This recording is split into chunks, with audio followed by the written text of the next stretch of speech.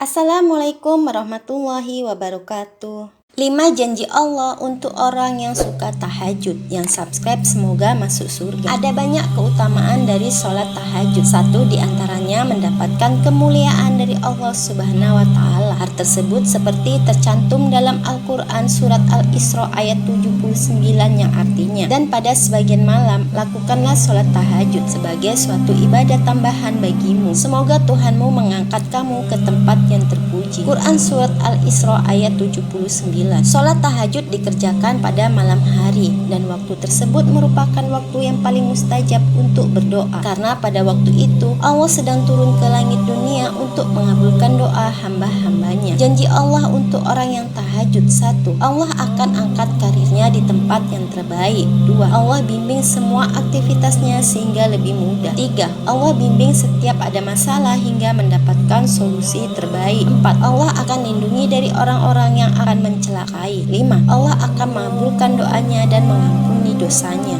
6 surah yang dibenci oleh setan. Yang subscribe semoga masuk surga. Selain manusia, Allah Subhanahu wa Ta'ala juga menciptakan jin dan setan di dunia ini. Setan dan jin itu diciptakan untuk memberi ujian kepada manusia, seperti contohnya menyesatkan maupun mengganggu manusia agar terjerumus dalam perbuatan tercela. Jin, setan, dan iblis memiliki nama dan tugasnya masing-masing dalam menjerumuskan manusia kepada perbuatan dosa. Awalnya iblis merupakan penghuni surga, namun karena sikapnya yang sombong dan tak mau bersujud kepada Adam alaihissalam, lalu Allah Subhanahu wa Ta'ala pun mengusir iblis dari surga. Agar tak terjerumus oleh bujukan dan godaan setan, dalam ajaran Islam manusia diajarkan untuk menjauhi segala perbuatan yang dilarang oleh Allah Subhanahu wa Ta'ala. Dalam Al-Quran ada sejumlah surat yang paling tidak disenangi oleh iblis dan tidak disukai oleh setan, yaitu yang pertama Al-Fatihah, yang kedua Al-Baqarah, ketiga Al-Falaq, keempat An-Nas, keenam ayat kursi. Amalan agar keinginanmu cepat terkabul. Yang subscribe semoga masuk surga. Baca selepas sholat Subhanallah 33 kali, Alhamdulillah 33 kali, Allahu Akbar 33 kali, La ilaha illallah 100 kali, Subhanallah wa bihamdihi 100 kali, Al-Ikhlas 3 kali, An-Nas 3 kali, ayat kursi 1 kali. Tiap hari membaca surat Al-Waqiah, surat Al-Mulk, sholawat Nabi 100 kali, istighfar 100 kali. Lakukan dengan rutin sholat tahajud minimal 2 rakaat, puasa Senin Kamis, sholat duha 4 rakaat, sedekah subuh. Berdoa di waktu mustajab di sepertiga malam, antara azan dan iqomah di waktu hujan, ketika berbuka puasa, di hari Jumat antara asar dan maghrib. Lakukan ini karena niat ikhlas karena Allah. Jika tujuanmu akhirat, maka dunia akan mengikuti. Percayalah, suatu hari kamu akan menangis terharu karena satu persatu impianmu dan doamu terwujud di saat yang tepat dan di waktu yang tepat. Berdoa merupakan wujud pendekatan diri kepada Allah. Allah sangat menyukai orang-orang yang meminta atau berdoa kepadanya. Ketika menginginkan sesuatu, berdoa kepada Allah adalah cara yang paling tepat. Tapi terkadang kita bertanya-tanya, kapan doa kita akan dikabulkan? Yang pertama, di antara azan dan iqomah. Yang kedua, di saat hujan deras. Yang ketiga, sepertiga malam. Keempat, setelah sholat wajib. Kelima, di saat sujud.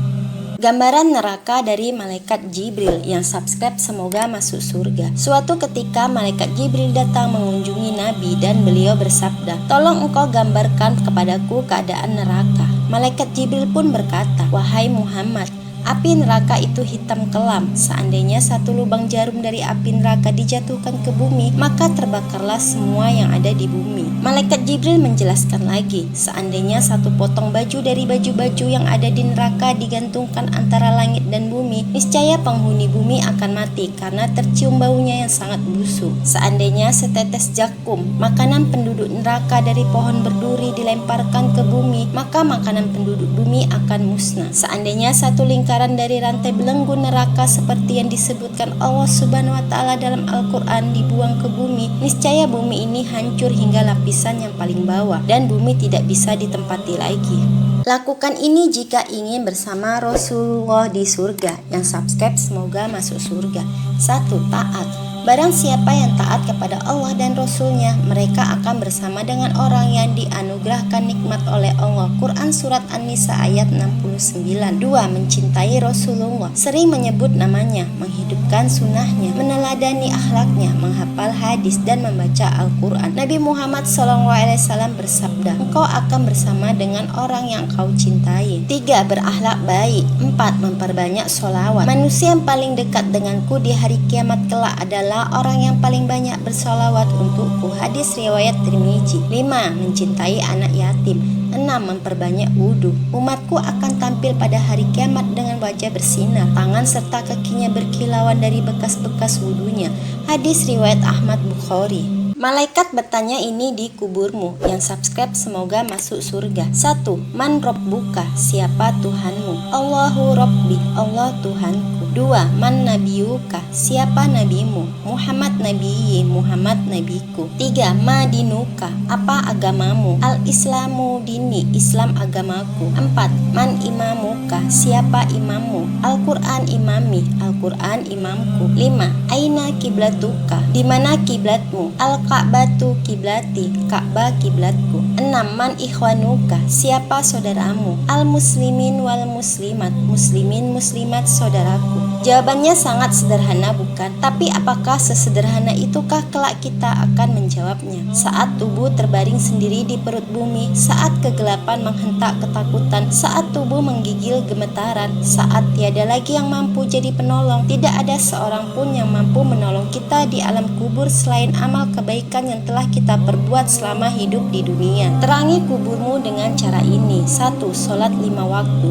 2. Rajin sedekah. 3. Perbanyak baca Al-Quran. 4. Perbanyak berzikir. Sholatlah walaupun kita belum baik. Sholatlah walaupun kita masih suka berbuat dosa. Sholatlah walaupun kita suka pacaran. Sholatlah walaupun kita masih suka berzina. Sholatlah walaupun kita belum tutup aurat. Sholatlah walaupun kita suka berbohong. Sholatlah walaupun kita masih suka bertengkar. Sholatlah walaupun kita suka ghibah. Sholatlah walaupun kita sudah berlumuran dosa. Karena dengan sholatlah hal-hal yang buruk yang sering kita lakukan akan berkurang secara bertahap. Yang belum sholat, ayo sholat. Yang sudah sholat, perbaiki sedikit-sedikit gerakan sholatnya. Yang sudah sholat dan sudah perbaiki sholatnya, ayo pahami bacaan dengan serius. Jangan terburu-buru ketika takbir. Jangan terburu-buru ketika ruku. Jangan terburu-buru ketika sujud. Kita disunahkan memperlama ruku dan sujud karena Rasulullah bersabda, sesungguhnya tatkala seorang hamba berdiri sholat, didatangkan seluruh dosanya, kemudian diletakkan di atas kepala dan kedua bahunya. Maka ketika ia ruku dan sujud, dosa-dosa tersebut berguguran.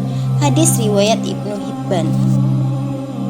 Sholat tahajud. Yang subscribe semoga masuk surga. Sholat tahajud merupakan sholat malam yang dikerjakan setelah tidur malam dengan jumlah rakaat genap bisa 2, 4, 8, 10 dan diakhiri dengan sholat witir dengan rakaat ganjil. Menurut hadis Bukhari dan Muslim bahwasanya Rasulullah tidak pernah melakukan sholat tahajud melebihi 11 rakaat atau 13 rakaat. Jumlah rakaat tahajud dan witir. Sholat tahajud dilakukan di tengah malam setelah tidur. Sholat sunnah ini memberikan keutamaan yang sangat besar, di antaranya mendapatkan kedudukan terpuji, senantiasa dimudahkan dalam setiap urusan, dan membuat wajah berseri di siang hari. Tahajudlah, Allah menunggumu di sepertiga malam. Percayalah, setumpuk pedihmu, segudang keinginanmu, luasnya lelahmu akan terjawab di sepertiga malam. 4 jaminan ketika rajin sholat tahajud. Yang pertama, karir melesat. 2. Dibimbing langsung oleh Allah. 3. Dapat solusi masalah terbaik. 4. Dapat pertolongan Allah dengan cepat.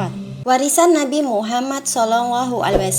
Yang subscribe semoga masuk surga. Menjalankan berbagai amalan yang diwariskan oleh Rasulullah SAW memang terkadang tidak mudah. Namun Allah Subhanahu Wa Taala telah menjanjikan kenikmatan bagi siapapun yang melaksanakan ibadah dengan penuh keikhlasan sebagaimana yang telah diwariskan oleh Nabi Muhammad SAW. Sebuah riwayat menjelaskan seorang sahabat bernama Uqbah bin Amir pernah mendatangi Rasulullah sembari Sembari memegang tangan Rasulullah, Uqbah bin Amir pun bertanya, amalan apa yang paling utama kedudukan dalam Islam dan jarang dilakukan oleh orang-orang? Maka Rasulullah memesan 3 poin. Yang pertama, silaturahmi. Ini mengajarkan agar umat Islam senantiasa menjaga hubungan baik kepada muslim lainnya sehingga terus tercipta keharmonisan. 2. Sedekah. Rasulullah mengajarkan agar umatnya senantiasa berbagi karena bersedekah menjadi salah satu kunci dari kebaikan. 3. Memaafkan. Rasulullah telah memesankan untuk saling memaafkan, bahkan kepada orang-orang yang telah menyakiti.